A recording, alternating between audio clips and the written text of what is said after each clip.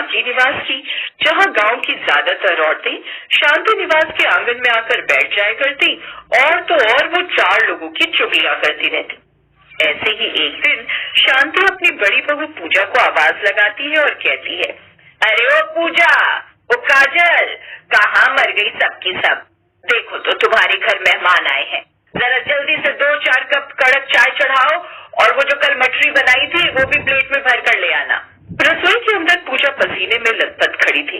उसने अपनी देवरानी काजल और नेहा की तरफ देखा और गुस्से में कहा, लो भाई, इनका दरबार फिर से सज गया। अभी तो बर्तन साफ करके हटी थी कि अब फिर से चूल्हा फूकना पड़ेगा। ये ताई जी तो जैसे हमारे घर का रास्ता ही डर चुकी हैं। इनके अपने घर में क्या आग लगी रहती है जो दिन भर यहाँ पड़ी रहती हैं? दीदी, आप तो बस चाय की बात कर रही हो।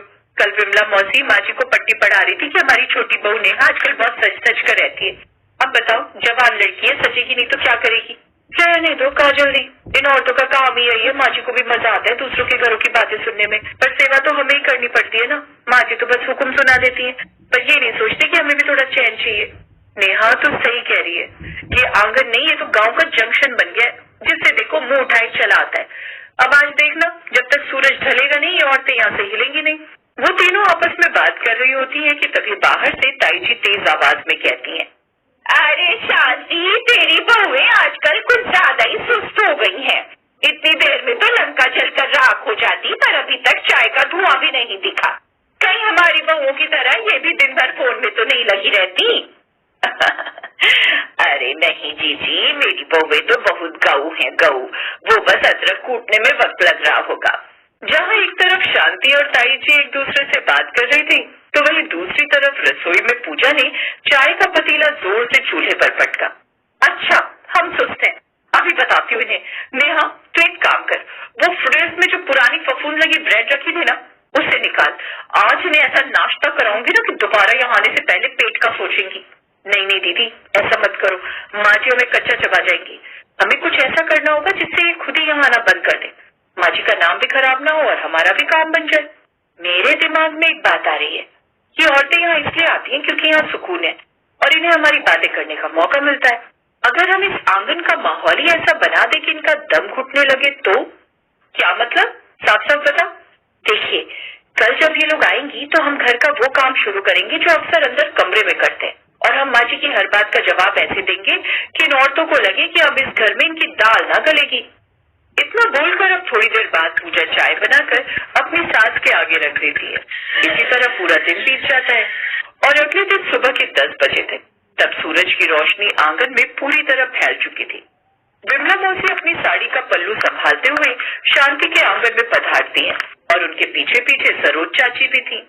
राम राम शांति, आज तो बड़ी शांति है तेरे घर में, बहुएं कहाँ हैं?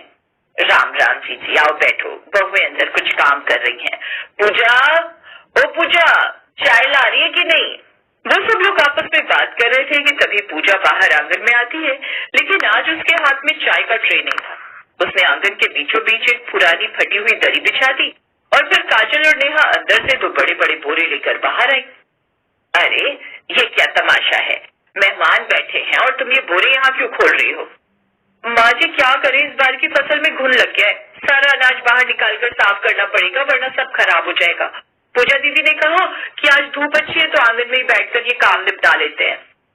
जहाँ काजल अपनी सास को ये जवाब दे रही होती है तो वहीं नेहा ने बोरा खोला और उसमें से धूल और मिट्टी के साथ गेहूं आंगन में फैला दिया, जिसमें से धूल मिट्टी काफी उड़ने लगती है। वहीं विमला खांसते हुए कहती है, अरे क्या बदतमीजी है, मेरी साड़ी पर मिट्टी डाल दी। शांति, तेरी बहू को अकल नहीं है क्या? अरे मौसी जी, गलती हो गई, पर काम तो करना ही पड़ेगा ना, अब अनाज तो साफ करना ही है। आप लोग थोड़ा उधर खिसक जाइए।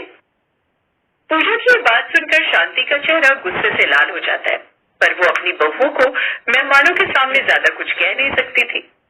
अच्छा ठीक है, ये काम थोड़ी देर के बाद कर लेना, पहले चाय तो पिलाओ। माँ जी, आज चाय बनने में देर लगेगी। रसोई में काजल दीदी ने वो बड़ी वाली मिर्च भुनने के लिए रखी है, पूरे घर में उसकी धांस फैल गई है। आप लोग भी यहाँ मत बैठिए वरना गले में जलन होने लगेगी। नेहा इतना बोलती ही है कि तभी किचन से मिर्ची जलने की तेज धांस आने लगती है। ताई जी जो अभी अभी आई थी, उन्हें जोर जोर से छींके आने लगी। अच्छी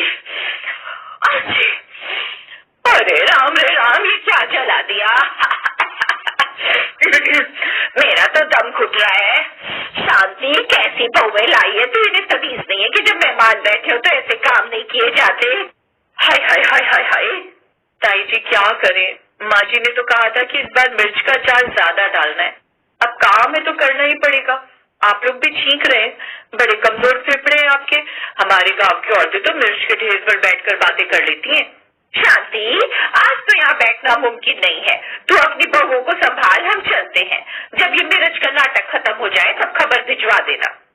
हाँ शांति, आज तो मेरा सिर फटने लगा है। ये कैसी गंध फैला रखी है। चलो जीजी चलो, यहाँ सांस लेना भी मुश्किल है। जैसे ही औरतें बाहर निकली, नेहा ने जोर से दरवाजा बंद किया और तीनों बहुएं आंगन के बीचों बीच बैठकर खिलखिलाकर हंसने लगी। लेकिन तभी शांति उन तीनों पर चिल्लाते हुए कहती है, तुम तीनों पागल हो गई हो क्या? मेरी नाक कटवा दी पूरे गांव में। विमला जीजी क्या सोचेंगे? और ये मिर्च सच में मिर्च भून रही थी या सिर्फ ड्रामा था? माँ जी सच में मिर्च भून रहे थे, पर इतने नहीं जितने हमने धुआं कर दिया। और रही बात ताई जी और विमला मौसी की, तो वो लोग यहाँ सिर्फ चुगलियां करने आती हैं। आपको पता नहीं, कल विमला मौसी बाहर जाकर कह रही थी कि शांति के घर में बहुएं राज करती हैं और शांति तो बस नाम की मालकिन है। क्या विमला ने ऐसा कहा? जिसकी मैंने हमेशा मदद की वो मेरे बारे में ऐसा बोल रही थी? हाँ माँ जी, और सरोज चाची कह रही थी कि शांति निवास का आंगन बड़ा जरूर है, पर वहाँ की चाय बड़ी फीकी होती है। अब आप ही बताइए, ऐसी औरतों की खातिरदारी हम क्यों करें? माँ जी, ये आंगन हमारा है, यहाँ हम चारों बैठेंगे, हंसी मजाक करेंगे, पापड़ सुखाएंगे, अचार डालेंगे, पर इन बाहर की औरतों को यहाँ बैठकर आग लगाने का मौका न देंगे। शांति चुपचाप अपनी बहुओं की तरफ देख रही थी। उन्हें पहली बार एहसास हुआ कि उनकी बहुएं गलत नहीं थी। वो औरतें आती थी, उनका समय और शांति दोनों ले जाती थी और बदले में घर में कलेश के बीज बो जाती थी। तो तुम लोगों ने ये सब मुझे समझाने के लिए किया? माँ जी, हम आपसे लड़ना नहीं चाहते थे, पर हमें लगा कि अगर हम सीधे सीधे कहेंगे तो आप बुरा मान जाएंगी, इसलिए हमें ये मिर्च और धूल का नाटक करना पड़ा। पूजा की बात सुनकर शांति अब मुस्कुराती है और अपनी तीनों बहुओं के सर पर हाथ फेरते हुए कहती है, तुम तीनों तो बहुत तेज निकली। मुझे लगा मेरी बहुएं भोली हैं, पर तुम तो पूरी फौज हो। अच्छा सुनो, अब वो मिर्च का तड़का बंद करो और सच में एक बढ़िया अदरक वाली चाय बनाओ। आज हम चारों इसी आंगन में बैठकर पिएंगे और विमला की ऐसी की तैसी करेंगे। इतना बोलकर शांति अब अपनी बहुओं के साथ अपने घर के अंदर जाती है।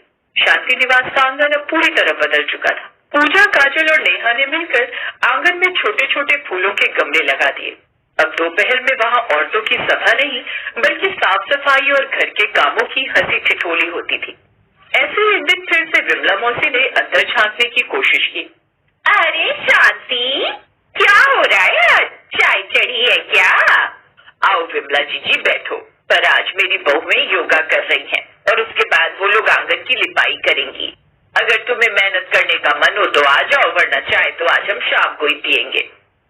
शांति की ऐसी बातें सुनकर विमला उल्टे पैर ही चली जाती है। पूजा रसोई की खिड़की से ये सब देख रही थी। उसने नेहा और काजल को आंख मारी। देखा, अब माँ जी भी सीख गई है। हाँ दीदी, आखिर सास किसकी है?